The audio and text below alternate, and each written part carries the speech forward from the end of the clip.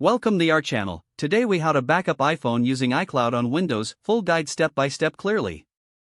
To backup your iPhone using iCloud on Windows, start by opening your web browser. In the address bar, type in www.icloud.com and press enter. Sign in with your Apple ID and password. If prompted, complete any two-factor authentication. Once logged in, locate the iCloud Drive icon and click on it. Next, you need to ensure that you have enough iCloud storage for your backup.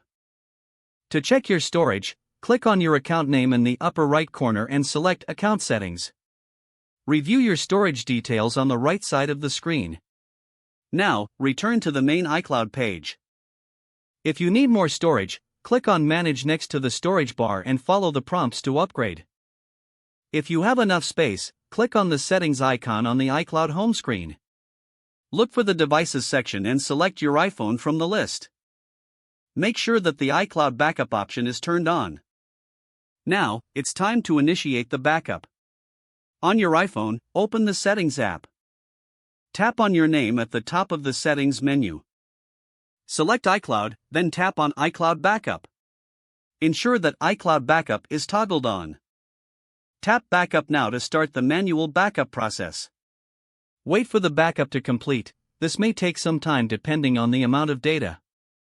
You can monitor the backup progress from the iCloud settings on your iPhone. Once the backup is finished, you will receive a confirmation message on your device.